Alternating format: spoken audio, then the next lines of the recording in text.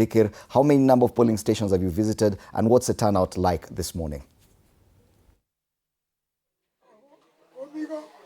Well, thank you very much, Ndimuli. As you rightly put it, a by-election right here in Emurua Dikirr constituency has kicked off, and we have been able to visit 2 polling stations spread across Kapsasian ward in Emurua Dikirr, where we've seen numbers trooping in.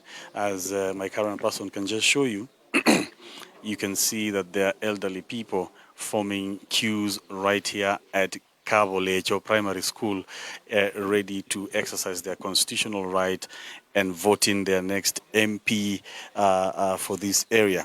As we've rightly mentioned over and over, this by-election was occasioned by the demise of Johanna Ngeno, who perished in a helicopter crash right in February, and this necessitated the IEBC to make that declaration that this election will be held on Thursday, today. And what we have been able to observe in Dimuli is what we already observed in other by-elections, speaking of Kasipul, where we are seeing the youth are not turning up here, the elderly dressed in their jackets, dressed in their caps, just keeping warm, and the ladies wrapped in traditional kikois just to come and exercise their rights. So the question begs again, where is the youth going to turn up for this election? And we've also seen the IEBC gave directions that mobile phones will not be allowed inside the booth. This is just to discourage the practice of Kenyans just coming out and posting pictures of whom they voted for. I think what informed the IEBC is that probably this goes ahead to influence who people are going to vote for. So we've seen, even Chebet can just show you, just close to that door where someone is just passing, there is a notice that no mobile phones are allowed in these streams, I can say, so that to discourage the issue of maybe swaying where the voters are going to vote on social media, posting the pictures of how they've already voted. So if you can just go to this side, I can show you more of what is happening here. And remember, this is an election that has attracted several candidates, 5 of them. But mainly, I've been following through your discussion. You've been talking about UDA and DCP. And mostly, that has been the sentiment on the ground, that these are the 2 parties that are going to be hotly contesting for this by-election. And we have David Keter of UDA and Vincent Rotich of DCP. And rightly so, the discussion around here has been who is really going to carry the day. Based on the pictures that we've been getting from the ground, we saw rallies being held by Vincent Rotich, where women were putting on uhuru bags on their head with colors of DCP. Many going as far as saying, if the candidate cannot afford the party merchandise, we are going to put this on to show our support. So this just goes to tell you that the party has made some inroads in this area that is largely considered as President William Ruto's bastion. And remember, when the former MP was still alive, there were reports, and he was being touted. He was being touted that he is one of the front runners to lead the Kipsigis community into a form of political pact. When that happened, we saw Rigathi Gachagua even talking about how him and Ngeno were very close. And funny enough and interestingly enough, he made that announcement of his death.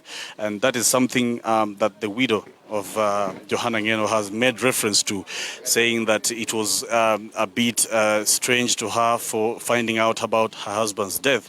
We don't know whether that is true or not, that she found out the husband passed away from Gachagua's announcement. So what I can also tell you is that there is a security deployment here just to make sure that is order in this polling station. And something in Dimuli as well, we had a few gunshots at night. And this is something we are able to tell you that we saw a bit of groupings from the youth around Emurua Dikirr, and that is something that the police, I think, attempted to disperse them. So that's a bit of an issue that was arising, but it was able to be sorted out. So right now, I think I'll be able to look for someone who's just voted so that they can give us their expectation and what happened really inside the booth. So, Indimuli, there is a gentleman here. Hello, how are you? Uko salama? Tunaweza songa kando kidogo? Tuzungumze mawili matatu. Kwa jina unaitwa nani? Jina mnaitwa John Kurkat. Unaonaje kuhusu hii kura bila kutueleza nani ambaye umempigia? Unaona hii kura unaendelea vizuri, na tena unaona watu unakuja kwa wingi, na tena unaona salama wako mzuri. Mimi unanionekania kama mzee ambaye ana familia yake, maybe ana vijana ambao wana umri fulani. Sijui kama una watoto nyumbani ambao pia wamefika umri wa kupiga kura, au wanajiita Gen Z ama wale youth. Wanakuja? Naona hawa ikuchi kwa sababu sini hawa unafanya tu hiyo kazi yako kama una nini, lakini hakuna kitu yenye unakuna kufanya hapa. Unaona hii kura inaendelea vizuri. Hakuna maneno yenye unaendelea vifaya hapa. Unaona unaendelea vizuri. Na kuondoka hapa umeamka saa ngapi maybe kufika hapa, kabla umetoka mbali gani? Mimi hako karibu hapa, natoka tu hapa karibu tu. Shukran sana na uwe na siku njema. Shukran sana na uwe na siku njema. Okay. All right. Indimuli, I'll be taking it back to in studio. So we have around 92 polling stations to go and try and cover, and then we'll be getting you an update maybe later on in the bulletin at around 11. Indimuli?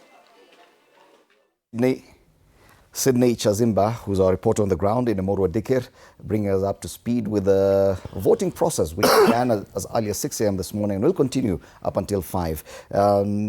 Relatively short queues, and according to Sydney, quite a number of the young, youthful voters who would have been expected to be taking part in this voting process are nowhere to be seen. It's just the elderly and women who are there. But the day is still young. Something may still happen. And yes, a reminder of that advisory public notice by the IEBC that no one will be allowed to take photos or record videos inside the polling booths. They say photography and video recording is strictly prohibited in the polling booth. Doing so constitutes an election offence under Section 7(3)(e) of the Elections Offences Act number 37 of 2016. And it goes on to say that the offence is punishable by a fine not exceeding 1 million shillings or imprisonment for a term not exceeding 3 years or both. So if you are hoping to take part in the voting process in Emurua Dikirr constituency in any of the 90 polling stations, please do not go there with your mobile phone or camera or video gadget as well. What you are hoping, Fred, is that they will enforce that.